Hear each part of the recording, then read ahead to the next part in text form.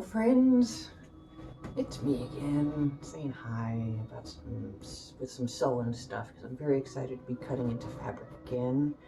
I've been building some new furniture for my sewing room, and the house was a wreck, and visitors coming, and I'm finally cutting out some new stuff.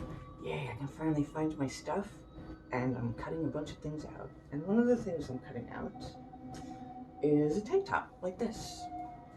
It's one that I designed. I draped it on my duct tape dress form and fiddled with it. And so this is actually, I don't sell this pattern, but there is somebody that you can get it for something similar from that's actually better in some ways than mine.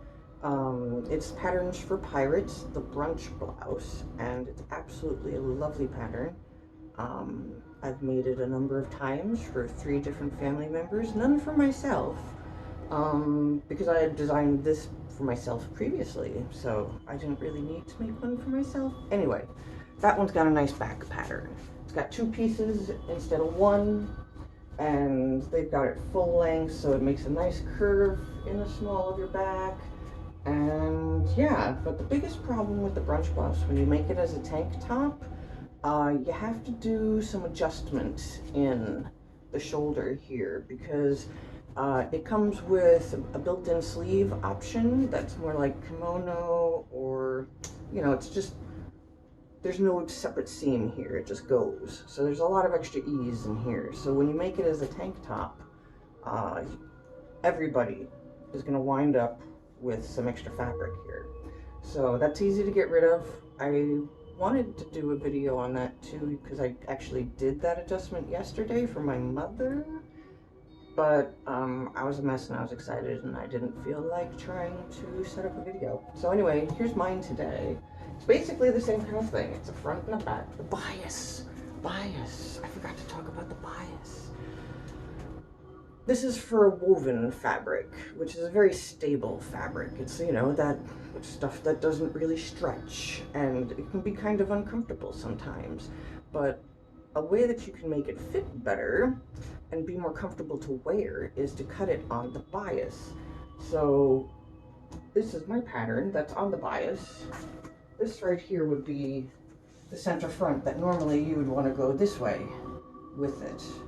But I've put it directly, what is that, 45 degrees going the other way. And I've carefully marked out, traced onto the fabric, the pieces, because when you cut fabric on the bias, it stretches, sometimes a lot. And if I went right ahead right now and cut this out and tried to start sewing it together, the whole thing would be like, and it would get everywhere. And it wouldn't fit right, and it would look ridiculous, and nothing would line up, and it's crazy. So we're totally destabilizing the fabric by cutting it on the bias. So what we have to do is lay it out, trace it out, and we're gonna cut off where we don't need to sew anymore, you know, or cut out any more pieces. And we're going to cut this line and just cut the whole fabric off with all the lines drawn on it. And then we have to go through the sewing machine, the whole piece, don't cut anything out. And we're going to sew along inside the seam line, the cutting line. So by doing that, we're restabilizing the fabric so that it'll stay and keep its shape and be nice. And what happens is, you know, on a crisp shirt that you put it on and you're all crispy, now this shirt was made with this process. Now instead we have something that can actually stretch a little bit, and it'll ease itself, since you've locked it into shape, it'll ease itself into a very nice natural form, and you can get it to fit fairly snugly without it being constricting. And here's the best part. You see all these extra lines that I've drawn?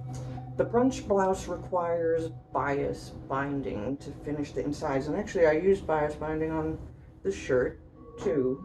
But this is how you use all, you know, this pattern. I had to place it to get the perfect place for that galaxy right there, because I don't think the galaxy is really going to appear anywhere else, and that's a fairly important feature of the fabric.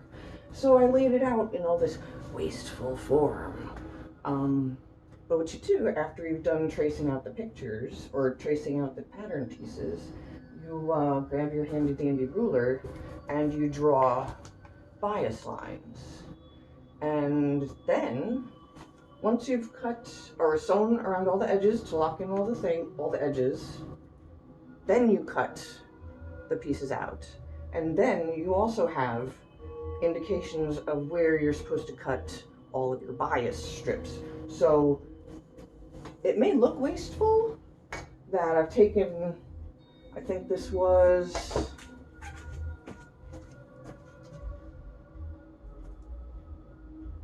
I would suggest getting at least 1.5 yards for this pattern. For your results may vary with the other ones, but you know, it's not wasted. None of this is wasted. All of these pieces that are around are gonna get sewn together into bias strips, big ones. But then you cut them down and you get all of this kind of beautiful stuff that you can use to decorate things and make your beautiful bias cut shirts stable. Because when you cut it on the bias, so it's all nice and loose, but you firm it back up again with that, and then when you put the bias binding on, it really locks it into place, so it'll be nice and comfortable.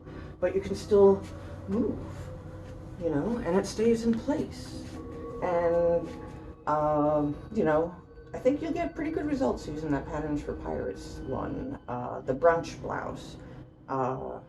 It comes with a couple of other options where you can do a Henley thing on the front, but I've also done things with cut out and put lace in the back, and it's very customizable. You can just, you know, make one, practice one, and put it on and be like, all right, well, here's where I gotta fix for the shoulder, and here's where I gotta, you know, here's where my belly ends. Let me stop it there. And then actually it works really well too, because it kind of curls itself back in under your belly. And who likes a shirt that sticks out on the bottom? Like those weird 60s hairdos. Nobody. But if it curves inward, it makes a very nice shape. You'd never know that I've got a mom gut hiding under here, and I'm not even a mom. So yeah, this is what I decided to do today. I hope I gave some valuable information, maybe inspired you to make something a little bit different. I've got 1, 2, 3, 4, 5, 6, 7, and then everything else.